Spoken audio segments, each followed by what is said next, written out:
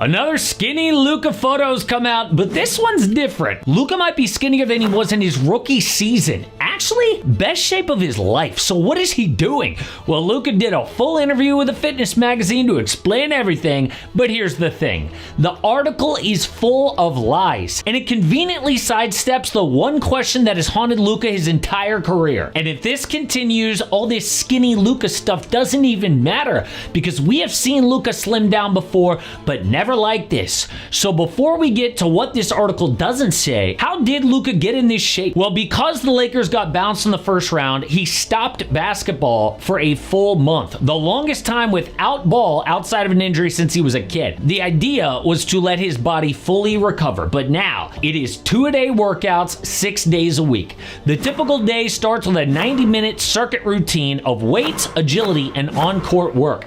Then his first meal. Luka is intermittent fasting, so that first workout is on an empty stomach. The afternoon session is all on-court shooting and recovery work. We do know that he is on an almond milk protein shake once a day to get his 250 grams of protein, but his diet is also gluten-free and low sugar. But dude's not trying to gain muscle to look good at the beach. He wants increased performance, and Team Luka has determined his superpower is body control. He is never going to be that vertical athlete like Ja Morant or a speed freak like Russell Westbrook. So they want to perfect Luka's stop and start game with eccentric movement, which basically means it's his ability to slow down and then explode again. It's why you see him doing a ton of resistance band drills and balance work. Also, dude circuit trains in the offseason, which is a conditioning thing which he needs to work on, not muscle building. So he's in shape, and that is great. But let's be clear, we have seen this before, like a million times. Remember in 2020, after a great rookie year, Luka came in looking visibly heavier. Oh, he still made All-NBA, so who cares? Until it became a pattern. 2021, played for Slovenia in Tokyo and looked good, but ESPN said that he reported to Dallas at 260 pounds, 30 pounds above his listed weight. Luka even admitted at the time, I had a long summer, I relaxed a bit, maybe too much. Pretty funny, but not so much the next year, because when the yo-yo weight continued, they missed the playoffs. Not all his fault, obviously, but conditioning and defense were questioned, especially late in games. Obviously, a big reason why the Mavericks traded him. So how is it any different now? What's he gonna do different? Well, this article actually admits to his weight issues. They say at the start of his NBA career, Doncic mostly received advice from Mavs trainers and nutritionists. During the off seasons when he returned to Europe, the limited guidance left him flailing. Oh yes, it was the limited guidance. He just didn't know what to do. The Mavs trainers didn't tell him, I'm not supposed to drink all night and eat junk food? Why didn't anybody tell me? Obviously, this was the Mavericks' fault. Also, during the season, the vicious NBA travel schedules gave him little time to clean up his diet. And Luka says, especially in the NBA, you travel almost all the time, you're never home. Which is true, and I'll bet it's tough. But as an NBA player, you literally have a team of people whose job it is to make sure that you succeed, okay? This isn't like the rest of us traveling to hotels away from home. And why is this fitness magazine making excuses for him? Oh, you can see how poor Luka has had to live this whole time.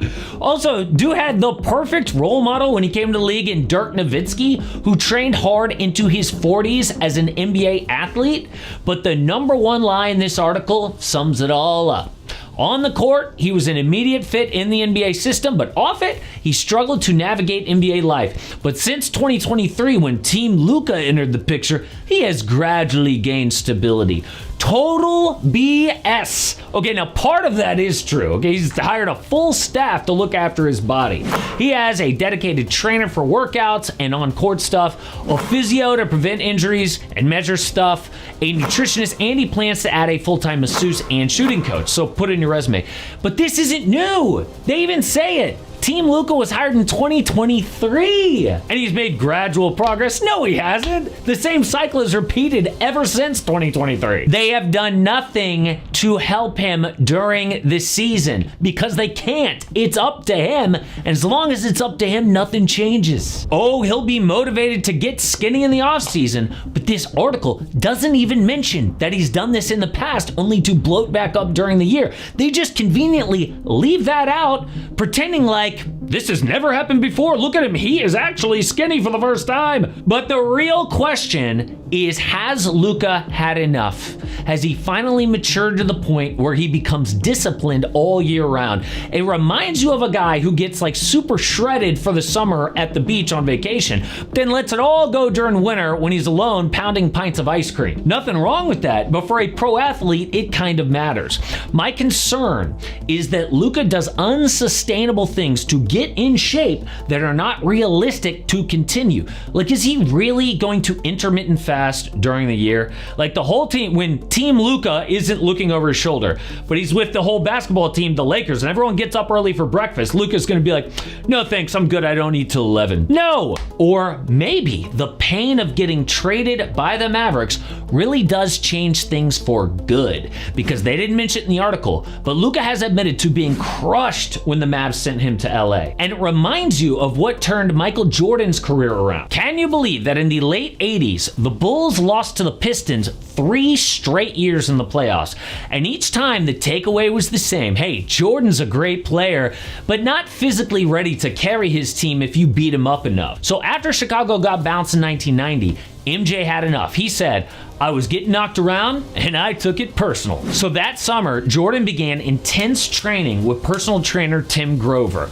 They didn't just lift weights. It was about building functional strength, explosiveness, and durability so that he could absorb the Pistons' physicality and still dominate. He added about 15 pounds of muscle without losing his speed or agility. So the very next season, Jordan and the Bulls swept the Pistons in the Eastern Conference Finals, then went on to win their first of 6 NBA titles. So yes, we may look back on this as Luka's Jordan moment, but this dumb article didn't even touch on that. But what's funny is this is the exact thing that the Pelicans are afraid is going to happen with Zion Williamson.